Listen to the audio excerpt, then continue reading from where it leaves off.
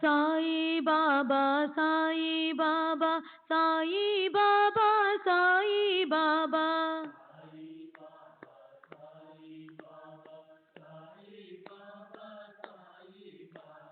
సాయి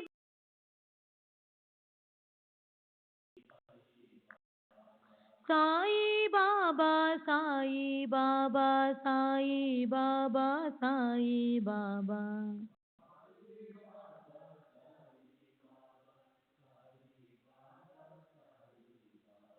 శ్రీ సచ్చిదానంద సద్గురు సాయినాథ్ మహారాజ్ की जय सद्गुरु श्री साईनाथ शरद बाबू जी की जय।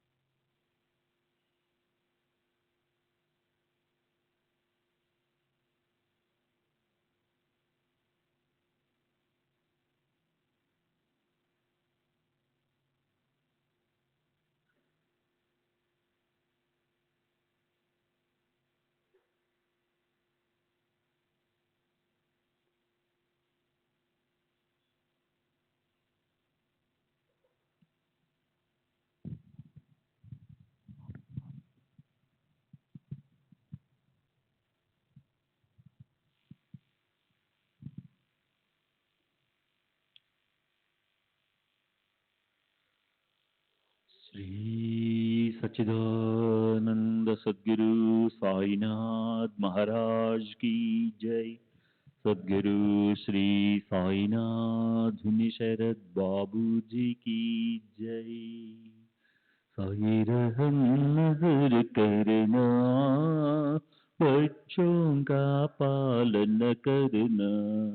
साई रहम नजर करना, बच्चों का पालन करना। जाना तुमने जगत पसारा, सब ही झूठ जमाना। जाना तुमने जगत पसारा, सब ही झूठ जमाना। साई रहम नजर करना, बच्चों का पालन करना। साई रहम नजर करना, बच्चों का पालन करना। मैं अंधा हूँ बंदा पुकार, मुझसे पथ दिखलाना। मैं अंधा हूँ बंदा पुकार, मुझसे पथ दिखलाना। साई रहम नजर करना, बच्चों का पालन करना। साई रहम नजर करना, बच्चों का पालन करना। दास गण कहे अब क्या बोलूं, थक गई मेरी रसना। दास गण कहे अब क्या बोलूं, थक गई मेरी रसना। साई रहम नजर करना, बच्चों का पालन करना। साई रहम नजर करना, बच्चों का पालन करना।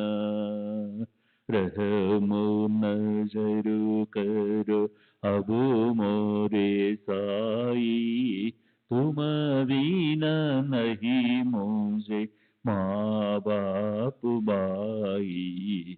रहमो नजर करो, मैं अंधा हूँ बंदा तुम्हारा मैं अंधा हूँ, बंदा तुम्हारा मैं ना जानू, मैं ना जानू, मैं ना जानू।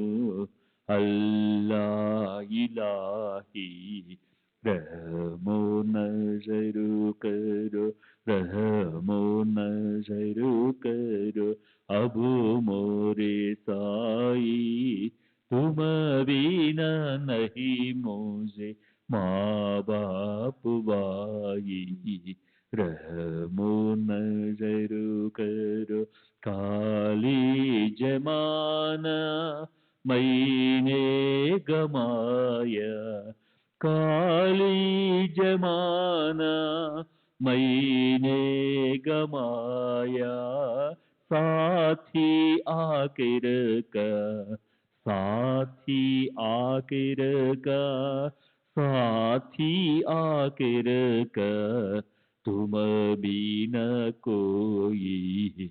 रहमो नजर करो, रहमो नजर करो, अब मोरे साई तुम बिना नहीं मुझे माँ बाप भाई।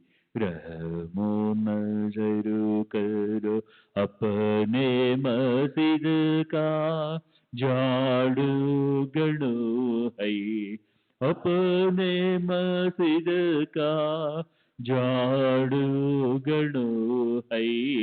मालिक हमारे, मालिक हमारे, मालिक हमारे तुम बाबा साई। रहमो नजर करो, रहमो नजर करो, अब मोरे साई तुम बिना नहीं मुझे माँ बाप भाई। रहमो नजर करो। श्री सच्चिदानंद सद्गुरु साईनाथ महाराज की जय। सद्गुरु श्री साईनाथ शरद बाबू जी की जय।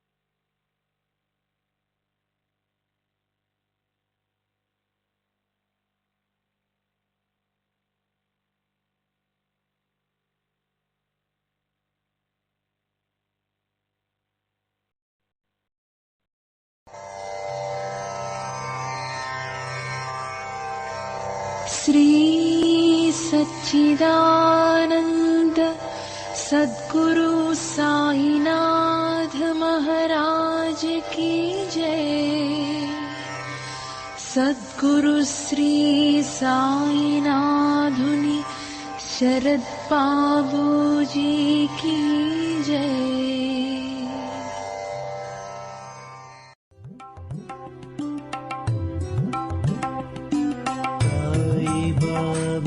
साई